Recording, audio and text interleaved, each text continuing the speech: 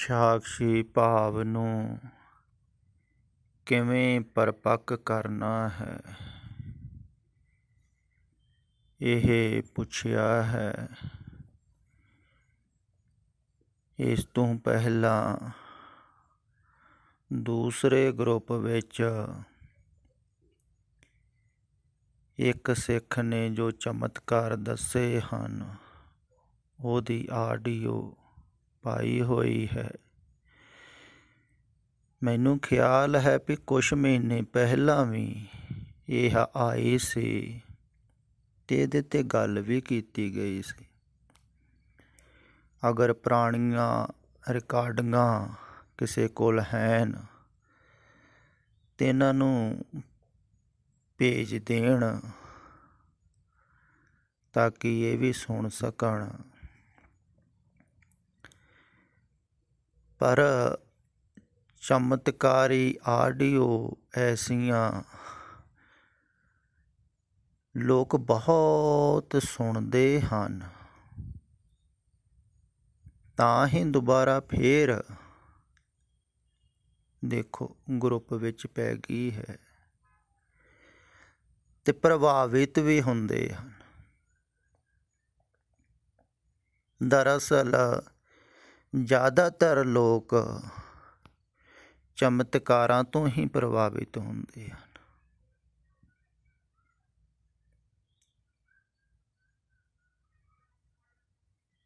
ਜੇ ਕੋਈ ਤੁਹਾਨੂੰ ਬਿਲਕੁਲ ਸਾਧਾਰਨ ਮਨੁੱਖ ਮਿਲ ਜਾਵੇ,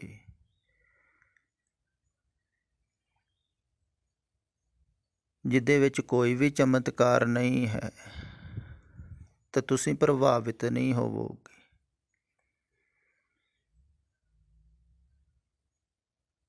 ਤੇ ਜੇ ਕੋਈ ਚਮਤਕਾਰ ਦੱਸੇ,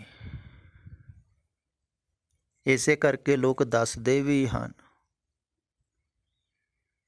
ਆਪਣੀਆਂ ਪੁਰਾਣੀਆਂ ਕਹਾਣੀਆਂ ਬਹੁਤ ਸਾਰੇ ਸਾਧੂ ਮਹਾਤਮਾ ਵੀ ਦੱਸਦੇ ਹਨ ਵੀ ਇੱਦਾਂ ਇੱਦਾਂ ਸਾਡੇ ਨਾਲ ਚਮਤਕਾਰ ਘਟੇ, ਇੱਦਾਂ ਇੱਦਾਂ ਹੋਇਆ। ਤੁਸੀਂ ਕਹਿੰਦੇ ਹੋ ਧੰਨ ਹੋ ਤੁਸੀਂ ਮਹਾਂਪੁਰਖ ਹੋ, ਅਤੇ ਪ੍ਰਭਾਵਿਤ ਹੁੰਦਾ ਹੈ ਆਦਮੀ। ਅਤੇ ਸਾਧੂ ਮਹਾਤਮਾ ਜਿਹੜੇ ਗੁਜ਼ਰ ਚੁੱਕੇ ਹਨ ਅਤੇ ਉਹਨਾਂ ਦੇ ਇਤਿਹਾਸ ਲਿਖੇ ਹੋਏ ਹਨ, ਅਤੇ ਬਹੁਤ ਚਮਤਕਾਰ ਲਿਖੇ ਹੋਏ ਹਨ।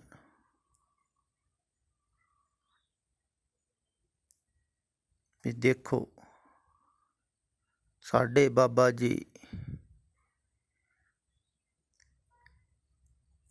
ਕਿੰਨੇ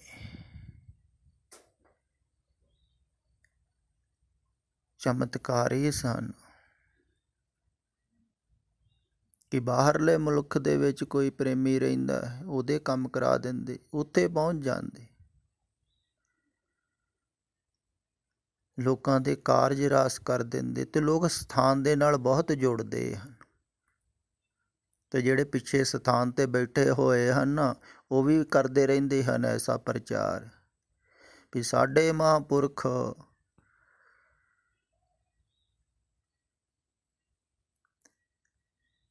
ਬਹੁਤ ਪਹੁੰਚੇ ਹੋਏ ਸਨ। ਅਤੇ ਪਹੁੰਚੇ ਹੋਏ ਕਿਵੇਂ ਸਨ? ਇਹਨਾਂ ਚਮਤਕਾਰਾਂ ਦੇ ਕਰਕੇ। ਤੋਂ ਦੱਸਦੇ ਹਨ ਕੀ ਉਹਨਾਂ ਨੇ ਕੀਤਾ, ਕਿੰਨਾਂ ਦੇ ਕਾਰਜ ਸਵਾਰੇ। ਐਸਾ ਨਹੀਂ, ਹਰ ਧਰਮ ਦੇ ਵਿੱਚ ਐਸਾ ਕੀਤਾ ਜਾਂਦਾ ਹੈ ਅਤੇ ਦੱਸਿਆ ਜਾਂਦਾ ਹੈ। ਹਰ ਸਥਾਨ 'ਤੇ ਹੀ ਐਸਾ ਦੱਸਿਆ ਜਾਂਦਾ ਹੈ। ਸਥਾਨ ਦੇ ਨਾਲ ਵੀ ਆਦਮੀ ਤਦੇ ਹੀ ਜੁੜਦਾ ਹੈ ਵੀ ਕੋਈ ਚਮਤਕਾਰ ਹੈ, ਕੋਈ ਠੀਕ ਹੋ ਗਿਆ, ਕੋਈ ਬਿਮਾਰ, ਜਾਂ ਕੋਈ ਹੋਰ ਅਨੇਕਾਂ ਤਰ੍ਹਾਂ ਦੇ ਲੋਕ ਅਜੋਕੇ ਸਮੇਂ 'ਚ ਦੱਸਦੇ ਵੀ ਹਨ। ਆ ਸੋਸ਼ਲ ਮੀਡੀਆ 'ਤੇ ਬੜਾ ਕੁਛ ਦੱਸਦੇ।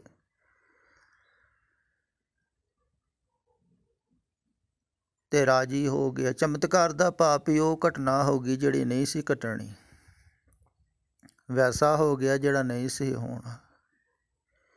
ਇੱਕ ਆਦਮੀ ਕਿਤੇ ਠੀਕ ਨਹੀਂ ਸੀ ਹੋ ਰਿਹਾ, ਦੇਸਾਂ ਵਿਦੇਸਾਂ ਦੇ ਵਿੱਚ ਗਿਆ, ਉਹਦਾ ਇਲਾਜ ਨਹੀਂ ਹੋਇਆ, ਬਿਮਾਰੀ ਠੀਕ ਨਹੀਂ ਹੋਈ। ਸਾਰਿਆਂ ਨੇ ਕਿਹਾ ਵੀ ਹੁਣ ਤੂੰ ਬਚਣਾ ਨਹੀਂ, ਇਸ ਬਿਮਾਰੀ ਦਾ ਇਲਾਜ ਕੋਈ ਨਹੀਂ। ਤੇ ਉਹ ਇਸ ਧਾਰਮਿਕ ਸਥਾਨ 'ਤੇ ਆਇਆ, ਉਹ ਠੀਕ ਹੋ ਗਿਆ। ਅਤੇ ਲੋਕ ਬੜੇ ਪ੍ਰਭਾਵਿਤ ਹੁੰਦੇ ਹਨ ਵੀ ਇਸ ਸਥਾਨ 'ਤੇ ਕੁਝ ਹੋਊਗਾ ਹੀ। ਜਿਹੜਾ ਆਦਮੀ ਠੀਕ ਹੋ ਗਿਆ, ਕਿਤੇ ਨਹੀਂ ਠੀਕ ਹੋਇਆ, ਇੱਥੇ ਆਣ ਕੇ ਹੋ ਗਿਆ। ਐਸਾ ਨਹੀਂ ਵੀ ਇੱਕੋ ਸਥਾਨ 'ਤੇ ਹੋ ਰਹੇ ਹਨ, ਸਾਰੇ ਸਥਾਨਾਂ 'ਤੇ ਹੀ ਹੁੰਦਾ ਹੈ ਕੋਈ ਨਾ ਕੋਈ ਠੀਕ। ਕੋਈ ਬਿਮਾਰੀ ਠੀਕ ਹੋ ਗਈ, ਕਈਆਂ ਦੀ ਕਾਮਨਾ ਪੂਰੀ ਹੋ ਜਾਂਦੀ, ਸਮੱਸਿਆ ਹੱਲ ਹੋ ਜਾਂਦੀ। ਅਤੇ ਜਿਹੜਾ ਵੀ ਸਥਾਨ 'ਤੇ ਕੋਈ ਜਾ ਰਿਹਾ ਹੈ, ਉਹਨੂੰ ਕੁਛ ਨਾ ਕੁਛ ਐਸਾ ਹੁੰਦਾ ਹੈ ਜਿਹੜਾ ਉਹਨੂੰ ਲੱਗਦਾ ਹੈ ਵੀ ਹੋਰ ਕਿਤੇ ਨਹੀਂ ਹੋ ਸਕਦਾ, ਤਾਂ ਹੀ ਜੁੜਦਾ ਹੈ। ਅਗਰ ਕਿ ਸਥਾਨ 'ਤੇ ਕੋਈ ਵੀ ਚਮਤਕਾਰ ਨਹੀਂ ਹੋਵੇ, ਕੋਈ ਠੀਕ ਨਾ ਹੁੰਦਾ ਹੋਵੇ, ਕੋਈ ਕਾਮਨਾ ਪੂਰੀ ਨਾ ਹੁੰਦੀ ਹੋਵੇ, ਅਤੇ ਆਦਮੀ ਜਾਂਦਾ ਹੀ ਨਹੀਂ। ਅਤੇ ਜਿਹੜੇ ਸਥਾਨਾਂ 'ਤੇ ਪ੍ਰਚਾਰ ਜ਼ਿਆਦਾ ਹੈ, ਲੋਕ ਜ਼ਿਆਦਾ ਆਉਂਦੇ ਹਨ, ਜ਼ਿਆਦਾ ਜੁੜਦੇ ਹਨ, ਉੱਥੇ ਭੀੜ ਵੀ ਜ਼ਿਆਦਾ ਲੱਗਦੀ ਹੈ। ਅਤੇ ਭੀੜ ਕਿਹਨਾਂ ਦੀ ਹੁੰਦੀ ਹੈ? ਉਹਨਾਂ ਦੀ ਜਿਹੜੇ ਕਾਮਨਾਵਾਂ, ਇੱਛਾਵਾਂ, ਚਾਹਤ ਲੈ ਕੇ ਆਉਂਦੇ ਵੀ ਇਹ ਬਾਬੇ ਬੜੇ ਚਮਤਕਾਰੀ ਹਨ, ਇਹ ਸਥਾਨ ਬੜਾ ਚਮਤਕਾਰੀ, ਇੱਥੇ ਤਾਂ ਸਾਰੇ ਦੁੱਖੜੇ ਦੂਰ ਹੋ ਜਾਂਦੇ, ਝੋਲੀਆਂ ਭਰ ਜਾਂਦੀਆਂ, ਅਪਾਰ ਕਿਰਪਾ। ਐਸਾ ਹੀ ਹੁੰਦਾ ਹੈ ਨਾ। ਜਿਵੇਂ ਸਾਈਂ ਬਾਬਾ ਸੀ, ਉਹ ਮੂੰਹ ਦੇ ਵਿੱਚੋਂ ਸ਼ਿਵਲਿੰਗ ਕੱਢ ਦਿੰਦਾ, ਹੋਰ ਤਰ੍ਹਾਂ ਤਰ੍ਹਾਂ ਦੇ ਚਮਤਕਾਰ ਦਿਖਾਉਂਦਾ। ਕਿੰਨੇ ਲੋਕ ਪਿੱਛੇ ਸਨ ਉਹਦੇ ਲੱਗੇ ਹੋਏ, ਫਿਰ ਬਹੁਤ ਪੜ੍ਹੇ ਲਿਖੇ।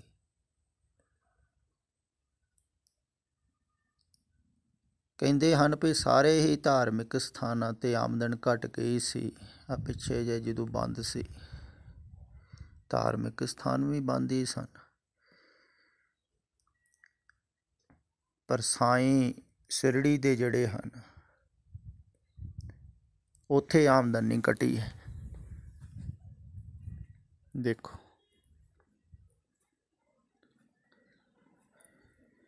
ਸਾਰੇ ਧਾਰਮਿਕ ਸਥਾਨਾਂ 'ਤੇ ਆਮਦਨ ਘਟ ਗਈ, ਉੱਥੇ ਆਮਦਨ ਨਹੀਂ ਘਟੀ।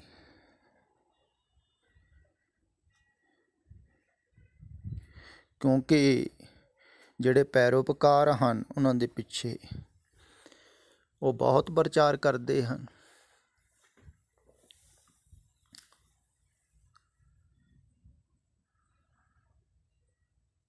ਵੀ ਇਹ ਮਹਾਂਪੁਰਸ਼ ਬੜੇ ਚਮਤਕਾਰੀ ਸਨ।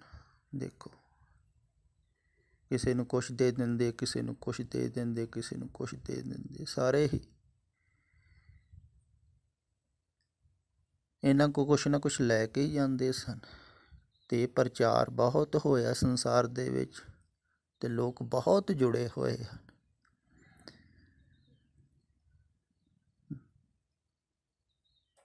ਜੁੜੇ ਕਿਵੇਂ ਹਨ? ਸਿਰਫ ਇਸੇ ਹੀ ਕਰਕੇ ਵੀ ਜੋ ਮੰਗੋ ਸੋ ਮਿਲ ਜਾਂਦਾ ਹੈ, ਇਹ ਖਿਆਲ ਹੈ। ਅਤੇ ਜ਼ਿਆਦਾਤਰ ਧਾਰਮਿਕ ਲੋਕ ਚਮਤਕਾਰਾਂ ਦੇ ਕਰਕੇ ਜੁੜਦੇ ਹਨ, ਚਮਤਕਾਰਾਂ ਤੋਂ ਪ੍ਰਭਾਵਿਤ ਹੁੰਦੇ ਹਨ। ਅਤੇ ਜਿਹੜੇ ਚਮਤਕਾਰਾਂ ਤੋਂ ਪ੍ਰਭਾਵਿਤ ਹੋ ਰਹੇ ਹਨ, ਤਾਂ ਉਹ ਤਾਂ ਅੰਤਰਮੁਖ ਹੀ ਨਹੀਂ ਹੋ ਸਕਦੇ, ਦ੍ਰਿਸ਼ਟਾ ਹੀ ਨਹੀਂ ਹੋ ਸਕਦੇ, ਸਾਕਸ਼ੀ ਕਿਵੇਂ ਹੋਣਗੇ?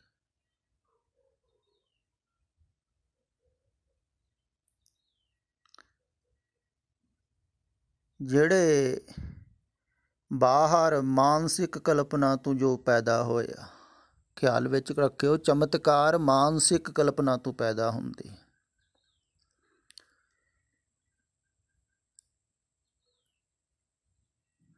ਮਨ ਦੀ ਥਿਰਤਾ ਤੋਂ ਪੈਦਾ ਹੁੰਦੇ, ਮਨ ਦੇ ਖਿਆਲ ਤੋਂ ਪੈਦਾ ਹੁੰਦੇ ਹਨ। ਕਈਆਂ ਨੂੰ ਅਚਨਚੇਤ ਵੀ ਹੁੰਦੇ ਹਨ, ਕਈ ਸਾਧਨਾ ਦੁਆਰਾ ਕਰਦੇ ਹਨ ਮਨ ਨੂੰ ਥਿਰ, ਇਕਾਗਰ, ਫਿਰ ਕਲਪਨਾ ਕਰਦੇ ਹਨ ਤਾਂ ਹੁੰਦੇ ਹਨ। ਅਤੇ ਹੈ ਮਨ ਦਾ ਖੇਲ ਹੀ।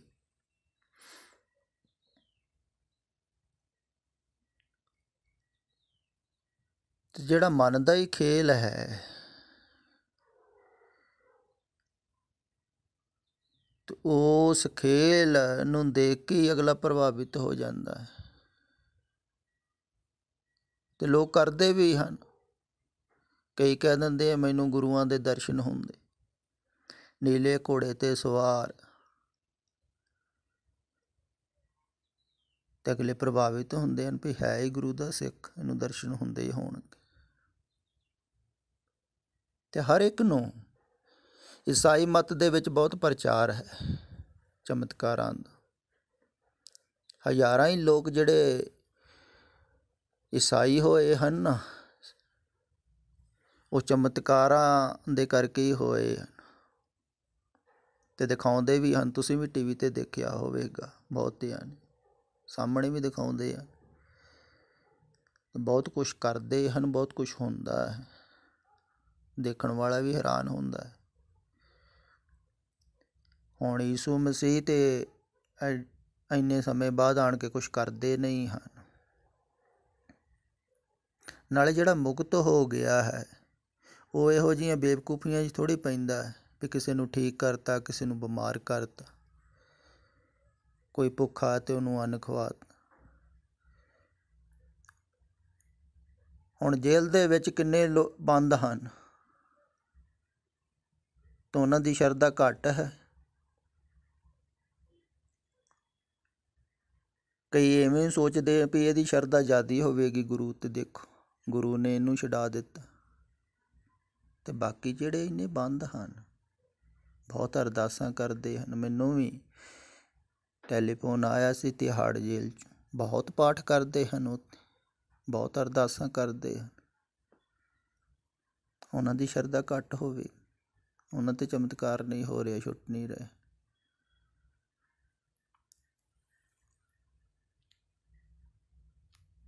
ਤੇ ਆਦਮੀ ਪ੍ਰਭਾਵਿਤ ਹੋ ਜਾਂਦਾ ਹੈ।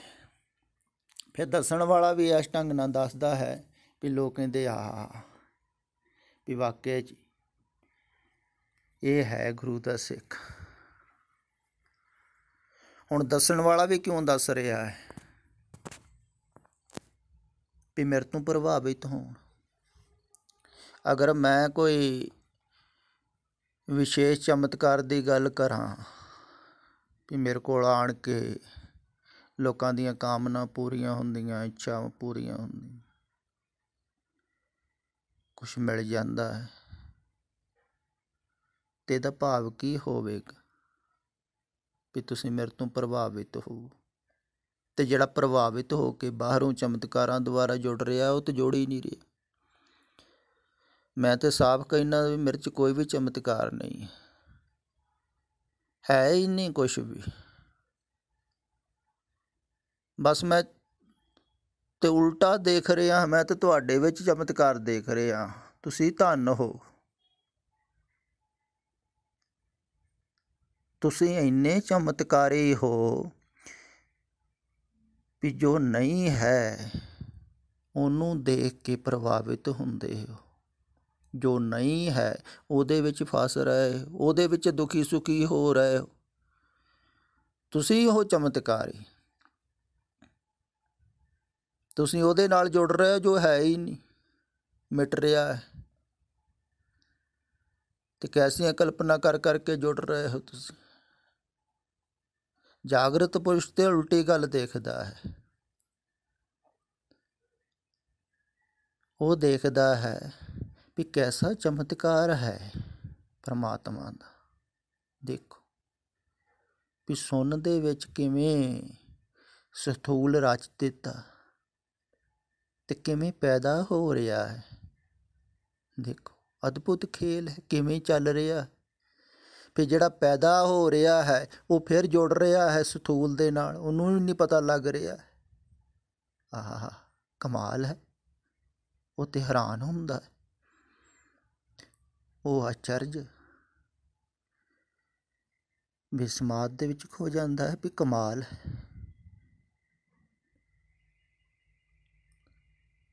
ਵੀ ਐਸਾ ਲੋਕ ਕੈਸਾ ਚਮਤਕਾਰ ਕਰ ਰਹੇ ਹਨ। ਮਨ ਦੁਆਰਾ ਕਿੰਨਾ ਕੁਛ ਕਰ ਰਹੇ ਹਨ, ਕਿੰਨਾ ਕੁਛ ਲੋਕ ਕਰੀ ਜਾਂਦੇ ਹਨ, ਕਿੰਨਾ ਕੁਛ ਹੋਈ ਜਾਂਦਾ ਹੈ। ਹਰ ਘਟਨਾ ਹੀ ਹੈਰਾਨ ਕਰਨ ਵਾਲੀ।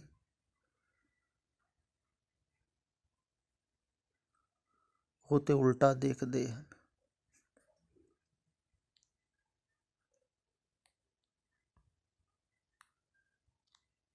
ਤੇ ਚਮਤਕਾਰ ਜਿਹੜੇ ਹਨ ਉਹਨਾਂ ਦੁਆਰਾ ਤੁਸੀਂ ਬਾਹਰ ਜੁੜਦੇ ਹੋ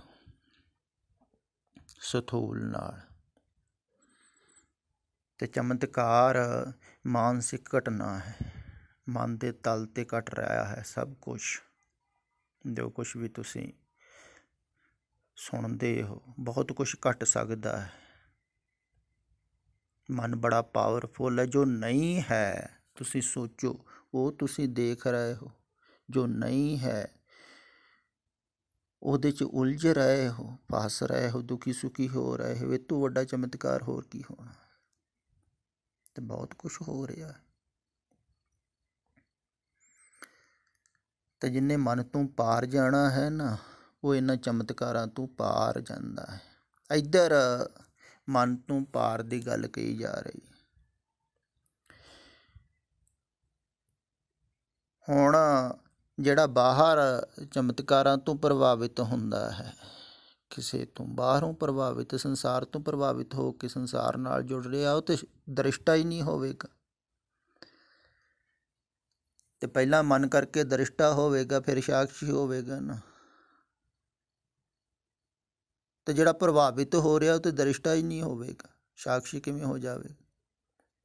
ਸਾਕਸ਼ੀ ਤੇ ਹੋਰ ਅਗਲਾ ਕਦਮ ਹੈ ਨਾ, ਹੋਰ ਪਿੱਛੇ ਜਾਣਾ। ਤੇ ਉਹ ਜਿਹੜੇ ਇਹੋ ਜਿਹੀਆਂ ਗੱਲਾਂ ਨਾਲ ਪ੍ਰਭਾਵਿਤ ਹੁੰਦੇ ਹਨ, ਐਸੇ ਚਮਤਕਾਰਾਂ ਨੂੰ ਸੁਣਦੇ ਹਨ, ਉਹਨਾਂ ਤੋਂ ਪ੍ਰਭਾਵਿਤ ਹੁੰਦੇ ਹਨ ਬਾਹਰ, ਉਹ ਸਮਝ ਨਹੀਂ ਪਾਉਣਗੇ ਜੋ ਇੱਧਰ ਕਿਹਾ ਜਾ ਰਿਹਾ ਹੈ। ਇੱਧਰ ਜੋ ਕਿਹਾ ਜਾ ਰਿਹਾ ਹੈ ਉਹ ਬਹੁ ਗਿਣਤੀ ਦੇ ਵਿੱਚ ਲੋਕ ਸਮਝ ਵੀ ਨਹੀਂ ਸਕਦੇ ਹਨ।